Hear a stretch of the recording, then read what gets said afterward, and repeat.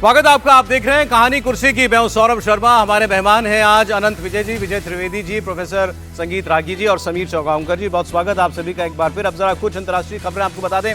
इमरान खान की अभी तक कोई खोज खबर नहीं है। आखिर क्यों पाकिस्तान की हुकूमत इमरान को सामने नहीं ला रही है, और पाकिस्तान में क्या फिर से कोई बड़ा सियासी गुनाह किया जा चुका है? क्या अडियाला जेल में इमरान के साथ कुछ ऐसा हुआ है जो पाकिस्तान को जलाकर राख कर देगा? पाकिस्तान की पार्टी के एक सीनियर नेता ने एक ऐसा बयान दिया है जो किसी के भी होश उड़ा दे।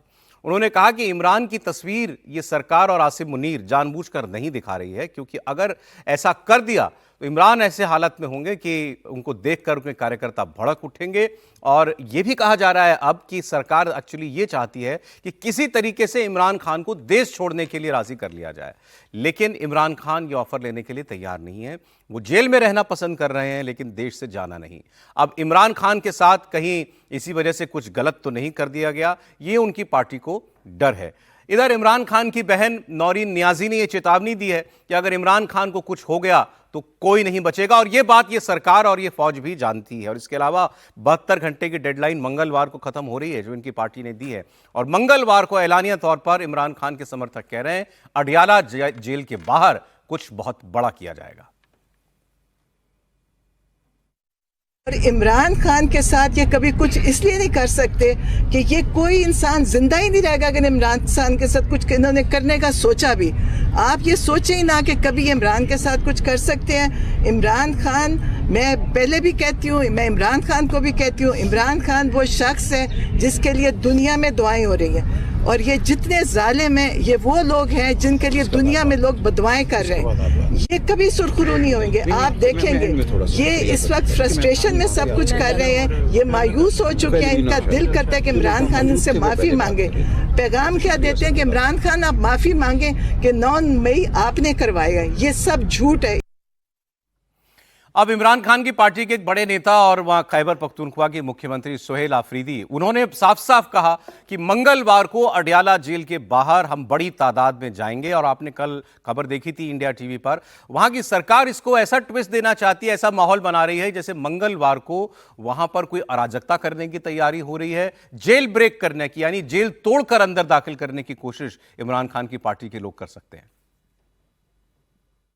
जैसा कि हमने अनाउंस किया है कि मंगल के दिन तमाम पार्लियामेंटेरियन वो पहले इस्लामाबाद हाई कोर्ट के बाहर पुरअमन तरीके से एहतजाज करेंगे ताकि मेरिट पर फैसले हो और इंसाफ हो, और उसके बाद अडियाला जेल जाएंगे इमरान खान साहब की बहनों के साथ इजहार यकजहती के लिए।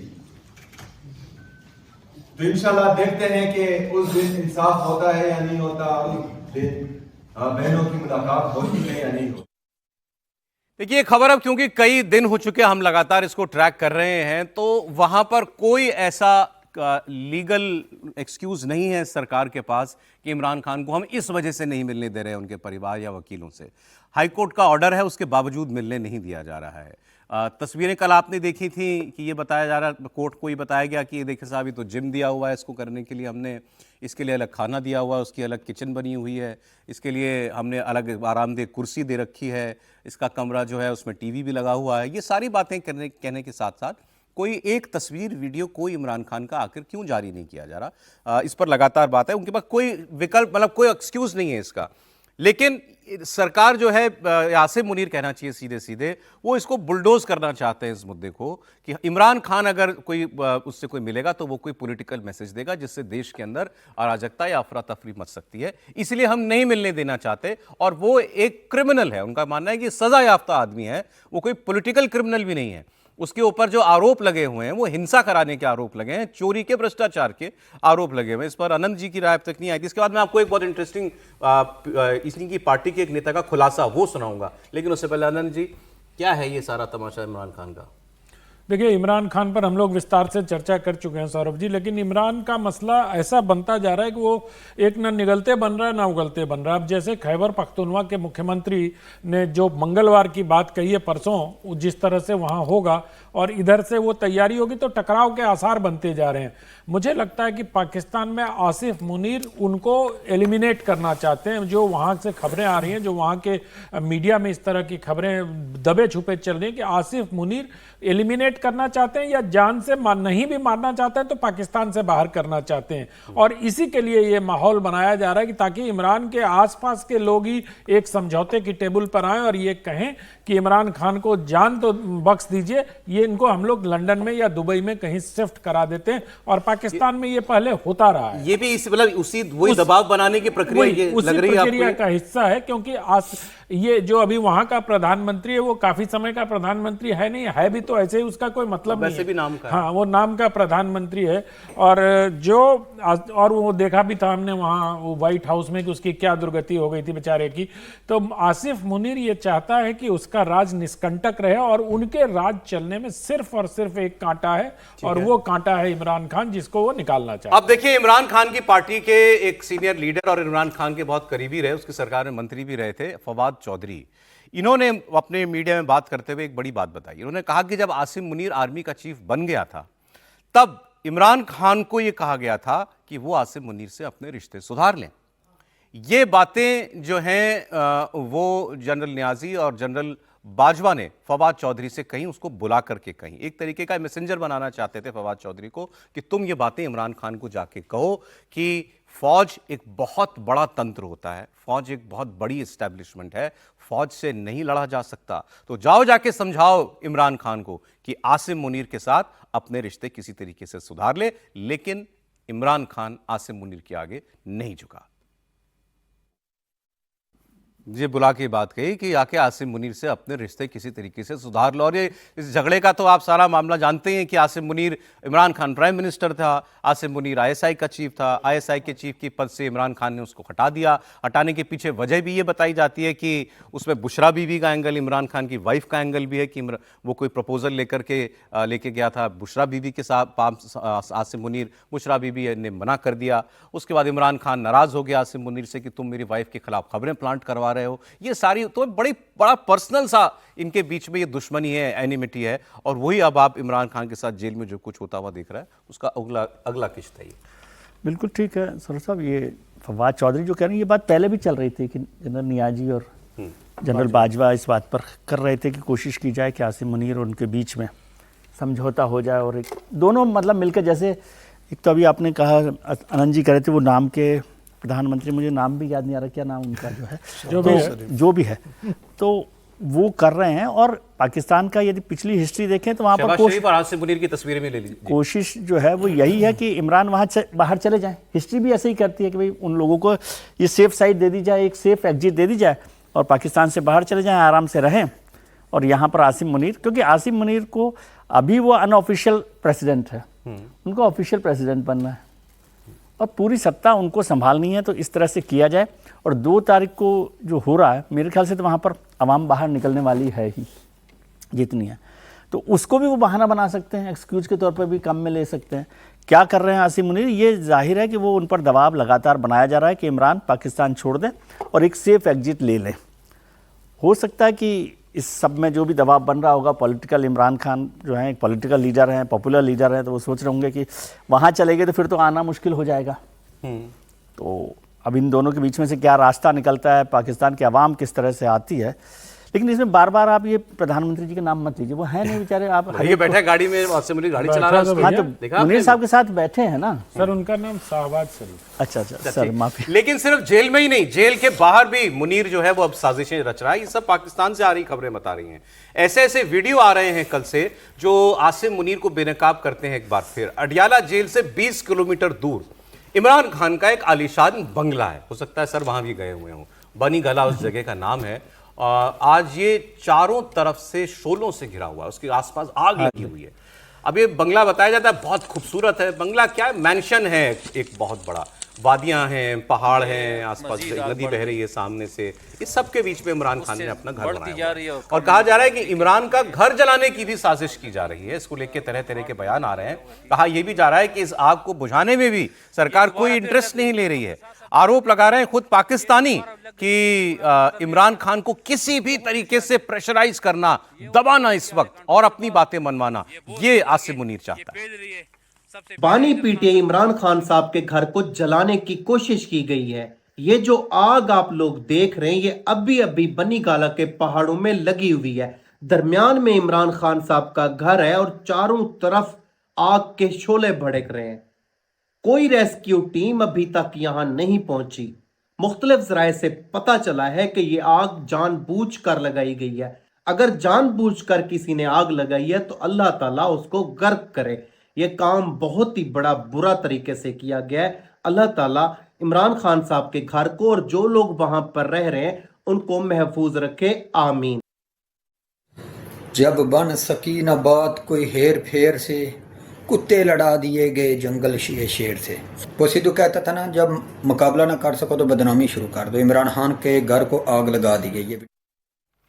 बताएं तो अब बात ये सब पाकिस्तानी है, आप कह सकते हैं इमरान खान के समर्थक होंगे, लेकिन सोचें जरा वो उनको मन में क्या है बात कि ये सेना और सरकार तो इमरान खान का घर जलाने तक को तैयार है। समीर जी, निश्चित रूप से लगातार मुझे लगता है कि ये इमरान खान को जो कहा गया है कि राख में मिलाने की जो कोशिश हो रही है। और अभी कल एक दो पाकिस्तान की साइट पढ़ रहा था, उसमें ये खबर चल रही थी कि शायद इमरान खान को ये प्रस्ताव दिया गया है कि भाई आपका स्वास्थ्य ठीक नहीं है, बेहतर स्वास्थ्य के इलाज के लिए आप विदेश चले जाएं।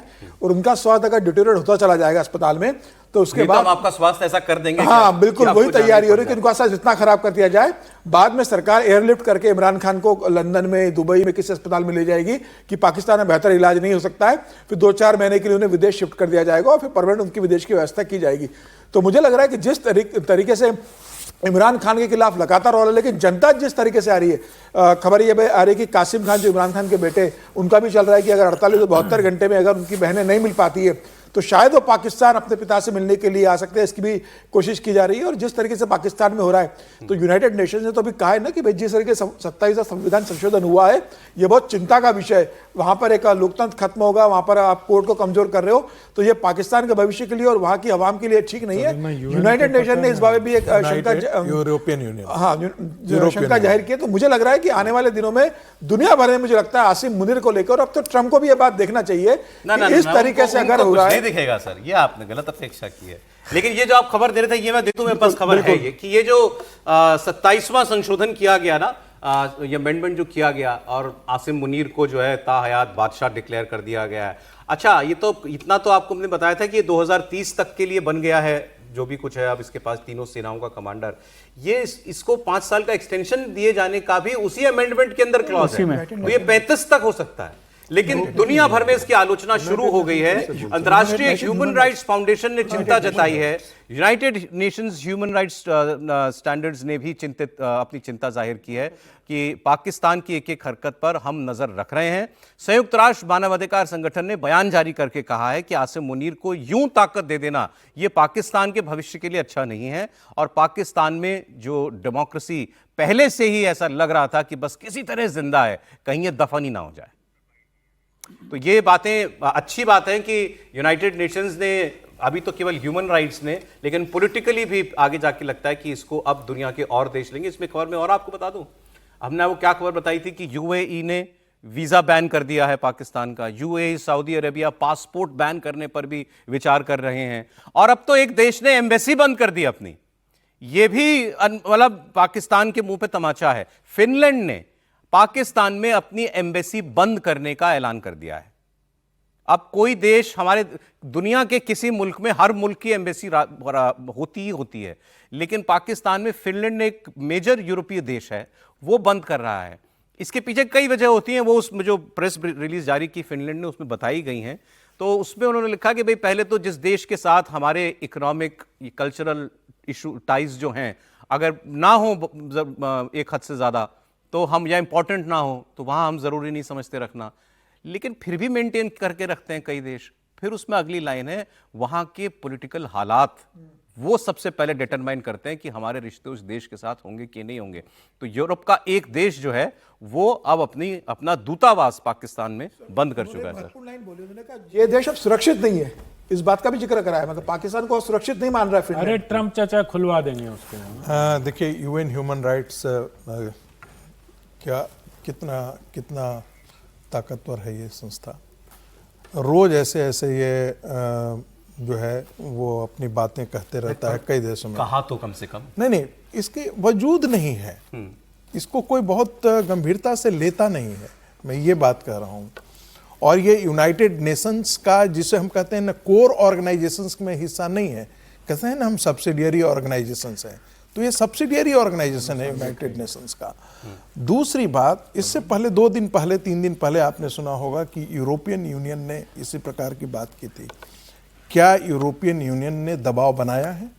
फिनलैंड एक कंट्री है, एक बहुत छोटा सा कंट्री है, रसिया से उसकी सीमाएं बहुत दूर नहीं है।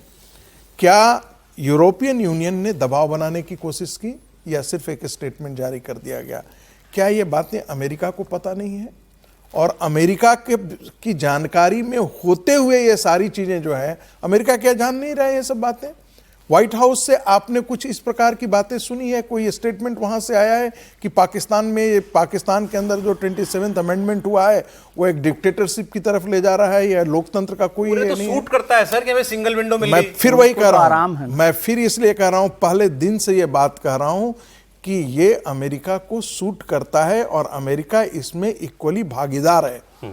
दूसरी बात, अब इमरान खान क्या निकल पाएंगे न निकल पाएंगे ये इस बात पर निर्भर करता है कि वहां पर जमाते इस्लामी और जो तबलीगी जमाते इस्लामी, ये सब जो ऑर्गेनाइजेशंस हैं और साथ साथ पीटीआई के कार्यकर्ता, ये कितना सड़कों पर उतरने की मादा रखते हैं। ठीक है। यदि ये सड़क पर उतर करके और एक लंबी लड़ाई लड़ने के लिए तैयार होते हैं कि हाँ हम आर्मी के खिलाफ लड़ने के लिए तैयार हैं, तो ये निश्चित मानिए कि ऐसे नहीं है कि मुनीर के अंदर जो है उनको, मुनीर को न चाहने वाले भी पाकिस्तानी आर्मी में हैं, होंगे ही, बिल्कुल हैं। नंबर्स ने बहुतों का नंबर रोक लिया और बहुत लोग इससे खफा भी हैं। अब दूसरा जो आप कह रहे थे कि भाई कितने मुश्किलों में है, अब अफगानिस्तान के साथ जिस लेवल पर ये अपने हालात को ले जा चुके हैं, अभी भी अफगानिस्तान से ऐसा लगता है पाकिस्तान जंग शुरू करने का कोई एक मौका ढूंढ रहा है, हो सकता है अमेरिका के इशारे पर। अब इनके जो डिप्टी प्राइम मिनिस्टर हैं और साथ में विदेश मंत्री इशाक डार, इन्होंने अफगानिस्तान को एक बार फिर से कुछ धमकियां दी हैं। इन्होंने कहा कि हमारे पिछले 4 साल में 4000 से ज्यादा जवान और अफसर फौज के शहीद हो गए, 20,000 से ज्यादा हमारे फौजी घायल हो गए हैं, मतलब जब से तालिबान अफगानिस्तान में आया है। तो ये कह रहे हैं कि अब ये सब कुछ अफगानिस्तान को बंद करना पड़ेगा। मतलब इशाक डार ये कह रहे हैं कि हम पूरी तरीके से एक ऑपरेशन चलाने के लिए, अफगानिस्तान में क्लीन आउट ऑपरेशन चलाने के लिए तैयार हैं, लेकिन बस हम किसी वजह से रुके हुए हैं। लेकिन मेरे जैसा बंदा भी अब हेल्पलेस हो गया। मेरे पास कोई जवाब नहीं है कि मैं जब हमारे भाइयों के जनाजे उठे, शहीदों के, ऑफिसर्स के और जवानों के, 4000 उनके शहीदों के मयतें उठ चुकी हैं जब से ये हुकूमत आई है 2021 से। 20,000 से ज्यादा जख्मी हो चुके हैं। अब मैं किस आर्गुमेंट या किस मुंह से मैं किसी को ये कहूं कि नहीं अब भी हम आंखें बंद रखें, उसमें कमी नहीं आ रही और बढ़ता जा रहा है। एक तो ये बहुत बड़ा इन्होंने कबूलनामा किया, बहुत बड़ा एडमिशन है। 4000 लोगों का मारा, बड़ी फौज का बहादुरी की मरना बात जाना। बताइए पाकिस्तान में कि मेरे फौजी 4000 मर गए और ब्लेम सिर्फ एक अफगानिस्तान पर कि मतलब वहां से आतंकवादी आते हैं। तो ये एक तो बहुत बड़ा एडमिशन इन्होंने किया। वहां की फौज की हालत आप समझ लीजिए। और क्या ऐसे में आसिम मुनीर लोकप्रिय हो सकता है अपने देश के अंदर, जो सरकार मान रही है कि मेरे 4000 फौजी मर गए और रोज बम फटता है कहीं ना कहीं? तो हालात तो वो देख ही रहे हैं। दूसरा फिर इन्होंने कहा कि ये तो कतर ने बचा लिया, कतर ने हमको समझाया कि भाई जंग ना करना। बस सुने। कतर ऐसा मुल्क है कि जो मुझे आवरली उस वक्त राब्ता कर रहा था उनका वजारत खारजा, क्योंकि उनके वजीर आजम खुद वजीर खारजा है और उनको असिस्ट करता है स्टेट फॉरेन मिनिस्टर। वो मेरे साथ रेगुलरली राब्ते में थे, एवरी आवर, और उनको पता चल गया था कि हम कनेटिक शायद एक्शन लेने वाले। उन्होंने ये रिक्वेस्ट की कि प्लीज आप अपनी साइड को रोक लें, हम मीडिएशन करते हैं और हम मसला हल कराएंगे, हमारी जिम्मेदारी। मैं मशकूर हूं फिर प्राइम मिनिस्टर शहबाज शरीफ का, आर्म फोर्सेस के सरबराहान का, खुसूसन सैयद फील्ड मार्शल आजम मुनीर साहब का, कि उन्होंने मेरी बात मानी और उस रात जो क्लीन अप ऑपरेशन होने जा रहा था, जो इनको सबक आ जाता, वो रुक गया। लेकिन फिर वहां गए, कुछ भी नहीं निकला कतर से। अब जिस देश के साथ अभी जंग नहीं हुई और तुम कह रहे हो कि उसकी वजह से तुम्हारे 4000 फौजी मारे गए और तुम कह रहे हो हम उसको सबक सिखाएंगे, जंग हो जाएगी तो वो क्या हल करेगा तुम्हारा? इनके मैं नजम सेठी की बात सुन रहा था कल इनके टीवी पे, सर, जो इनके सीनियर पत्रकार हैं, वो कह रहे थे कि आप समझते क्या हो तालिबान को? अपने न्यूज़ पर टीवी पर एंकर को बोल रहे थे, आप क्या समझते हो तालिबान को? बोले पूरी दुनिया ने उसको कहा औरतों के ऊपर इतना मत करो, तुम अत्याचार मत करो। पूरी दुनिया ने उससे कोई रिश्ता नहीं रखा, ना इकोनॉमिक ताल्लुकात, ना डिप्लोमेटिक ताल्लुकात। उसको किसी की परवाह है? उसको फर्क पड़ता है किसी चीज से? तो हम चीज क्या है कि हम मानते हैं कि हम उसको सबक सिखा देंगे? सर विजय जी, बिल्कुल ठीक बात है नजम सेठी, कभी कभी सही भी बोल देते हैं वो। हाँ, पुराने पत्रकार हैं वहाँ के, और ये बात सब लोग समझते हैं। वो तो जो शाख साहब भी तो यही बात समझा रहे हैं कि 4000 लोगों को मार दिया, तो ये मैं पूछ रहा हूँ क्या बहादुरी का काम हुआ है? पाकिस्तान की फौज को तो समझ में आ जाना चाहिए कि बिना जंग के 4000 फौज के सैनिकों को जो मार देगा अफगानिस्तान तालिबान, उससे आप कैसे भिड़ेंगे? तो अब इसको देखना है उनको कि कैसे है। वैसे हमारे मित्र ने अभी कहा कि हो सकता है इसमें से बहुत सारे लोग ऑपरेशन सिंदूर में मारे गए, उन्होंने कहा इसी में डाल दो कम से कम नंबर को। ये सही कहा आपने। ये भी हो सकता है, लेकिन उनके पास कोई इलाज नहीं है। अब कतर एक बहाना है कि वो क्या कर सकते क्या नहीं कर सकते। वो वहाँ पर खैबर में रोक नहीं सकते हैं, बलूचिस्तान में वो रोक नहीं सकते हैं, कहीं पर उनका बस नहीं चल रहा है जिसको वो काम कर सकते हैं। अब मैं कह रहा हूँ अगला हफ्ता आप देखिए पाकिस्तान के लिए बहुत क्रूशियल है, अवाम की तरफ से भी और वो डूरन लाइन के उधर भी, दूसरे अफगानिस्तान की तरफ से भी। अफगानिस्तान की तरफ से भी। तो उसको कैसे निपटना चाहते हैं, कैसे निपटेंगे, ये बड़ा मुश्किल काम है उनके लिए। इसाक साहब तो बहुत बड़ी बड़ी बातें हमेशा करते हैं, आपने देखा ही होगा उनको। जी बिल्कुल, आगे देखिए क्या होता है पाकिस्तान में। जी, एक ब्रेक का समय हो गया हमारे लिए, और ब्रेक के बाद पाकिस्तान से तो कोई बड़ी खबर कभी भी आ ही जाती है। इसके अलावा जो है हम आपको बताएंगे कि ट्रंप ने ये जो शांति का प्रस्ताव दिया जिसमें माना कि यूक्रेन की सारी शर्तें, रूस की सारी शर्तें यूक्रेन से मनवाना चाहते हैं, इसके बीच में क्या है? जो ट्रंप को जानता है वो इसका जवाब दे सकता है। मनी मनी मनी, सिर्फ और सिर्फ पैसा, पैसे की डील के दम पर ट्रंप शांति कराना चाह रहे हैं।